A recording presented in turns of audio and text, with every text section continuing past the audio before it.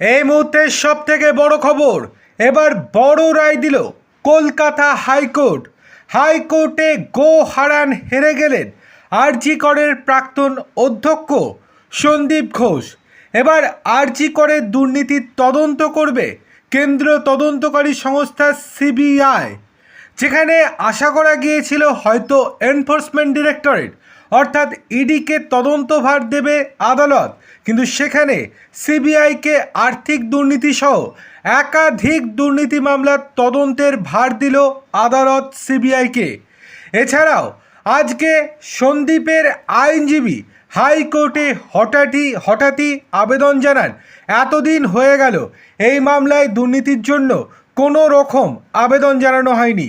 আরজি কর নিয়ে আগে দুর্নীতির কোনো অভিযোগ ঘটেনি, আজকে হঠাৎই এই রকম ঘটনার পরে অভিযোগ করা হচ্ছে এখানে দুর্নীতি হয়েছে।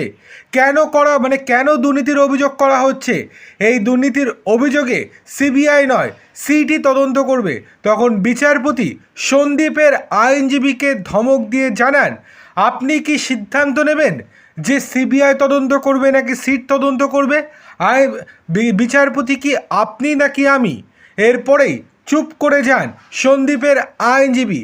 এরপরেই বিচারপতি নির্দেশ দেন, এবার থেকে সিবিআই এই দুর্নীতির তদন্ত করবে এবং আগামীকাল সকাল 10টার মধ্যে সিবিআইকে সমস্ত নথিপত্র তুলে দিতে হবে রাজ্যের গঠিত সিটকে। এছাড়াও এর পরবর্তীতে ডিভিশন বেঞ্চে যাওয়ার হুঁশিয়ারি দেন সন্দীপের আইনজীবী, কিন্তু তৎক্ষণাৎ বিচারপতি জানান, আপনারা ডিভিশন বেঞ্চে যেতেও পারেন, কিন্তু গেলেও কোনো রকম সুরাহা হবে না, আর আপনাদেরকে এই কেসে কোনো রকমভাবে পার্টি করব না। অভিযুক্তের আইনজীবী অর্থাৎ আরজি করের যে প্রাক্তন অধ্যক্ষ ছিলেন সেই প্রাক্তন অধ্যক্ষ এই কেস করেছেন, সেক্ষেত্রে তিনি চান না যে এখানে সন্দীপ ঘোষ পার্টি হোক। সেই জন্যই সন্দীপ ঘোষের আইনজীবী চাইলেও সন্দীপ ঘোষকে পার্টি করা হয়নি। সুতরাং ডিভিশন বেঞ্চে গেলেও সেক্ষেত্রে কোনো লাভ হবে না। অন্যদিকে জানা যাচ্ছে যে রাজ্য সরকার ডিভিশন বেঞ্চে যাওয়ার জন্য প্রস্তুতি নিচ্ছে।